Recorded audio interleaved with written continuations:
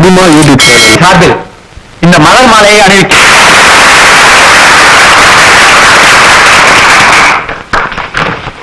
ஆரம்பிக்கலாமா சார்? ஓ ஒருவனாக சுமக்கின்றே சுமப்பதுதான் சூடமென்று மனதுக்குள்ளே ரசிக்கின்றேன். இங்க எப்படி வந்தேன்? ஆண்டவனா பார்த்து அனுப்பிச்சிருக்க.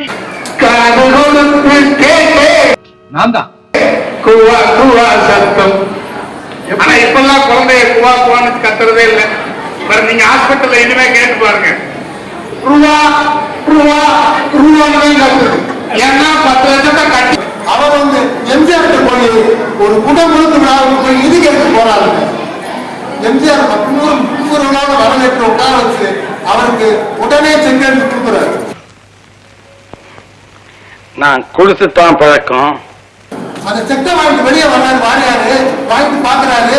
கையெழுத்து போட்டு தொகை போடாம பாப்பி உள்ள ஓடாரு. சாமி நீங்க கையெழுத்து போட்டீங்க தொகை போடாம வாழ்ந்துட்டீங்க தாங்க கொடுக்குறாரு. இந்த குடமுழுக்கு விழாவுக்கு நீ நிதி கேட்டு வந்த கடைசியா நானாகத்தான் இருக்க வேண்டும். நிதி எவ்வளவு தொலைவினால் எழுதி கொள்ளுங்கள் என்று சொன்னார் என்றால் என் வழியே தனி வழி. குட். தலைவரை பற்றி எவ்வளவு அற்புதமான செய்தி. அந்த நாத்திகரையும் இந்த ஆன்மீகம் வந்து நிதி கொடுக்க செய்தது என்றால் அவருடைய பக்தி எப்பேற்பட்டது. உண்மை. எம்ஜிஆர் கோயிலுக்கெல்லாம் போக மாட்டாரு. திராவிட முன்னேற்ற கழகத்தில் இருந்தாரு. விபூதி கூட பூச மாட்டாரு. ஆனா வாரியாருக்கு இன்று மயங்காத ஆள் யாருமே இல்லை. அவருடைய மனதை மாற்றிய பெருமை வாரியாருக்கு உண்டு. ஆனா எம்ஜிஆர் கொடுத்ததுல ஒன்றும் பெரிய ஆச்சரியம் இல்லை. ஏன்னா நம்ம உலகத்துல நம்ம வாழ்ந்த நேரத்துல பார்த்த வள்ளல்கள்ல புரட்சி தலைவர் எம்ஜிஆரும். என்ன கேட்கறேன்னு தப்பா நினைக்காதீங்க. கொடுக்கணுமா? உயிரை பணையம் வச்சு சம்பாதிக்கிறீங்க. இப்படி எல்லாத்துக்கும் இறக்கணுமா? யார் கொடுத்தாங்க? நன்கொடையா கொடுக்க சொல்லி இந்த 10,000 ரூபாய் பணம் கொடுத்து வச்சிருக்காங்க. அவங்க பேராவது சொல்லக்கூடாதுங்களா? அவசியம் தெரிஞ்சுக்கணும்னா கொடுத்தது எங்க அண்ணன் தான். அவர் படத்தை கொடுங்களேங்க, நான் மாட்டி வைக்கிறோம். பாருங்க, இந்த கை செய்யறது அந்த கைக்கு தெரியக்கூடாதுன்னு நினைக்கிறவரு. மொத்தத்துல அவருக்கு அவரே ஒரு விளம்பரம் தான். மற்றபடி விளம்பரம் தேவையில்லை அவருக்கு. அண்ணனா? எல்லாத்துக்கும் நல்ல வழி காட்டுற ஒரே அண்ணன் எங்க அண்ணன் தான்.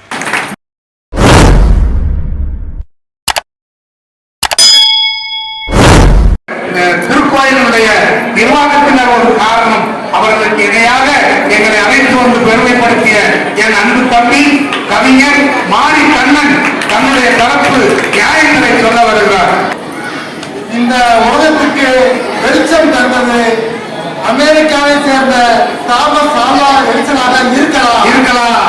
ஆனால் அந்த அமெரிக்காவுக்கே வெளிச்சம் தந்தது நம் மண்ணை சார்ந்த வீர துறவி சுவாமி விவேகானந்தர் என்பது யாரும் மறுக்க முடியாது. அருமை அருமை அருமை.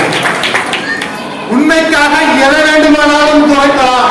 உண்மைக்காக எதை வேண்டுமானாலும் துறக்கலாம்.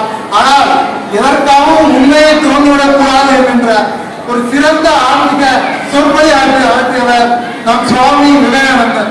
ஆமா, எவ்வளவு பெரிய சிறப்பு. எல்லாரும் லேடிஸ் அண்ட் ஜென்டில்மேன் அப்படின்னு சொன்னப்ப மொத்தமே 33 சீட்டு போட்டாங்க. 33வது சீட்ல கடைசியா ஐயா உட்கார வச்சுட்டாங்க விவேகானந்தர். அவருக்கு அவ்வளவுதான் மரியாதை கொடுத்துருக்காங்க. வேற வழியே இல்லாம கட்டாய சூழ்நிலையில அவரை பேச வச்சுட்டாங்க. ஒற்றை வார்த்தை, உலகத்தில் உள்ளவர்கள் எல்லாம் லேடிஸ் அண்ட் ஜென்டில்மேன் என்று சொன்ன நேரத்துல எந்திரிச்சு மைக்கு முன்னாடி நின்று சிஸ்டர்ஸ் அண்ட் பிரதர்ஸ் அப்படின்னு சொல்லி நம்முடைய தமிழ் முதல் இந்திய பண்பாட்டை உலகறிய செய்த மாமேதை சுவாமி விவேகானந்தர். 63 நாயன்மார்கள் 3 பேர் தான் பெண்கள். அதோட விட்டுச்சா உடல். இன்னைக்கு பாத்தீங்கன்னா எங்க பார்த்தாலும் பெண்கள் மகளிர் உரிமை தொகை எங்க பதிறாங்க புதுசா எங்க பதிறாங்க தேடி அலையிறாங்க. ஆண்களும் தேடி அலையிறாங்க. எதுக்கு தெரியுமா? எதுக்கு அலையிறாங்க தெரியுமா? எங்க புதுசா நாயன்மார் பதிவு பண்றாங்களா? புது பதிவு எங்க நாயன்மார் பதிவு இருக்கான்னு தேடி அலையிறாங்க. மத்தியில மூணு இருக்காங்க, ஆண்கள் இருக்காங்க. ஆமா, எங்களை பதிவுங்க, எங்களை சேர்த்துக்கங்க. இந்த திருப்பி அவங்க நாடகம் ஆனா இந்த பெண்கள் ஆண்களை புரிந்து விட மாட்டேங்கிறாங்க. மாறி எனக்கு ஒரு பெரிய வருத்தம். என் வீட்டு எல்லா வீட்லயும் ஆம்பளை நீ ஒரு வேலையும் பார்க்க மாட்டேங்கிற, கடைக்கு போக மாட்டேங்கிற, ரேஷன் கடைக்கு போக மாட்டேங்கிறன்னா திட்டினாங்கல்ல.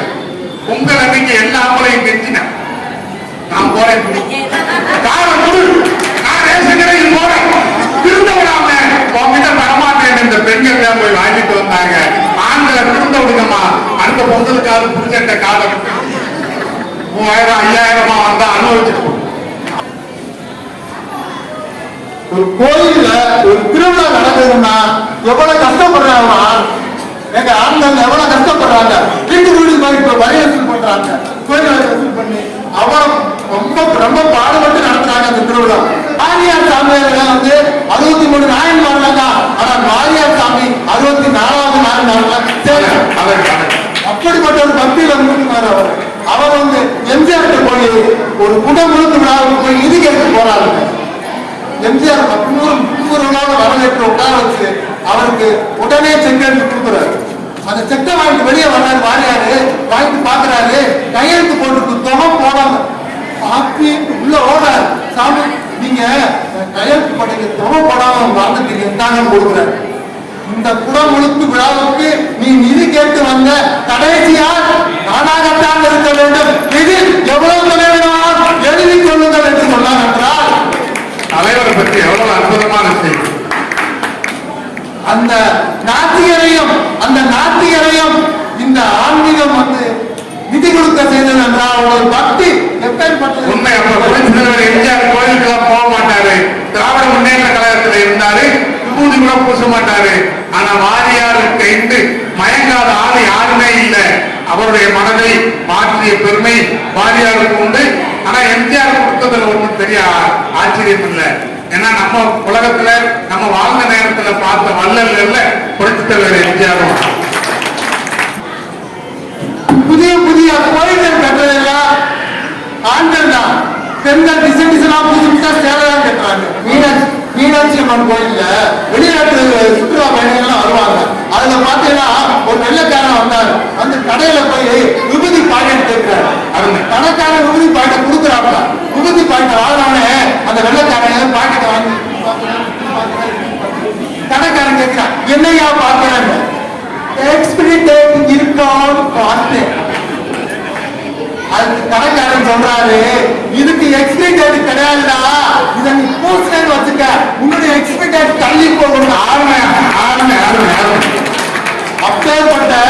அப்பேற்பட்ட ஒரு பாயிண்ட்ல நீங்க நின்றுட்டீங்க, ரொம்ப பேச வேண்டியது. பக்தி, அப்பேற்பட்ட பக்தி வளர்க்கிறது ஆட்கள் தான் நடுவாங்க. அதுல அரவிந்த் கண் ஹாஸ்பிட்டல் பாத்தீங்கன்னா வெளியே ஒரு வாசகம் எழுதப்பட்டிருக்கும், இந்த உலகத்தில் முதலில் கண்ணாமம் செய்தவர் கண்ணப்ப நாயனார் என்று எழுதப்பட்டிருக்கிறது. அரும்பெரும் ஜோதி, அரும்பெரும் ஜோதி, தனிப்பெரும் கண்ணை தனிப்பெரும் கண்ணை படம்ல இன்னைக்கு போனாலும் அணையா அடுப்பு வாடிய பயிரை கண்ட போதெல்லாம் வாடிய வள்ளல் முருகனை நினைச்சு முருகா அப்படின்ட்டு திரும்ப விபதி பூசுறாரு. எனக்கு நான் முருகன் தெரியுறாரு. அதோட பக்தி வேண்டுமா? இந்த இடத்துக்கு போறதுக்கு எனக்கு வழி தெரியல, முருகா நீதான் காட்டணும்னு அன்னைக்கு மேல்நிலை கேட்டாரு. முருகன் மேல்நிலை அவருக்கு முன்னாடி போய் வழிகாட்டு வழிகாட்டு. இன்னைக்கு தான் கூகுள் மேப் இருக்கு, அன்னைக்கு மேல் வழிகாட்டு. ஆகவே பக்தியையும் பண்பாட்டையும் வணக்கலை ஆண்களே என்று கூறி என்னுடைய உரையை நிறைவு செய்கிறேன். இந்த விபூதி மேற்று நான் கேள்விப்பட்டதே அற்புதமான செய்தி.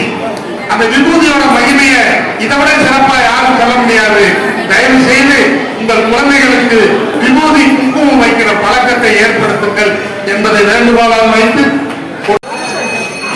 இந்த பட்டிமன்றத்தை நடத்தி மக்கள் மத்தியில் பெரும் பேறு பெற்று புகழடைந்துள்ள பட்டிமன்ற நடுவர் முதுகுளத்தூர் நகைச்சுவை புயல் பெரும் மதிப்பிற்குரிய துரைபாண்டியன் எம்என் அவர்களுக்கு திருக்கோயில் சார்பில் மரியாதை செய்து கௌரவிக்கப்படுகிறது.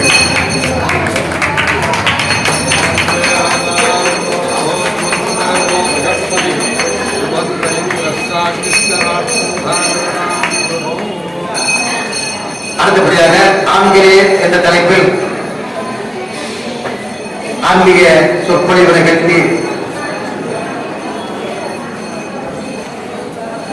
மாறன் மக்கள் மத்தியில் பெரும் பேறு பெற்றுள்ள நகைச்சுவை அறிவி மதுரை மாணவன் எம்காம் அவர்களுக்கு திருப்பதிசார்கள் மரியாதை செய்யப்படுகிறது. அடுத்தபடியாக கவிஞர் மாரிக்கண்ணன் அவர்களுக்கு திருப்பதிசார்கள் மரியாதை செய்து கௌரவிக்கப்படுகிறது.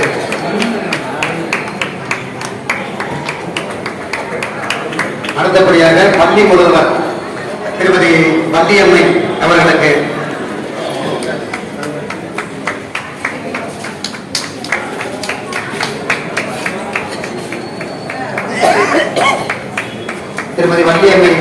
மரியாதை செய்து கௌரவிக்கப்படுகிறது.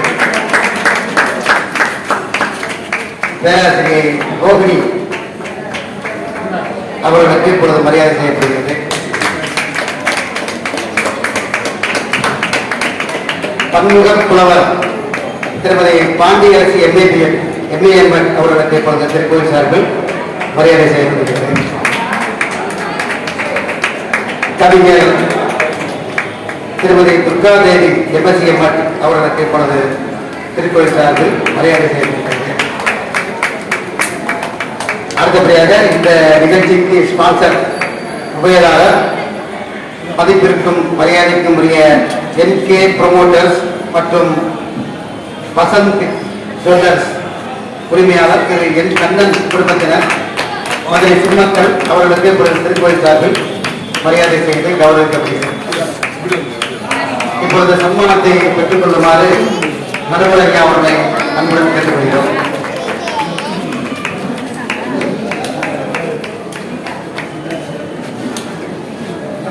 வந்திருந்து இந்த பட்டிமன்றத்தை சிறப்பித்த புத்தகர்களுக்கும் சேவார்த்திகளுக்கும் மெய்யன்பர்களுக்கு அனைவருக்கும் திருக்கோயில் சார்பில் மனமார்ந்த நன்றியை தெரிவித்துக் கொள்கிறோம்.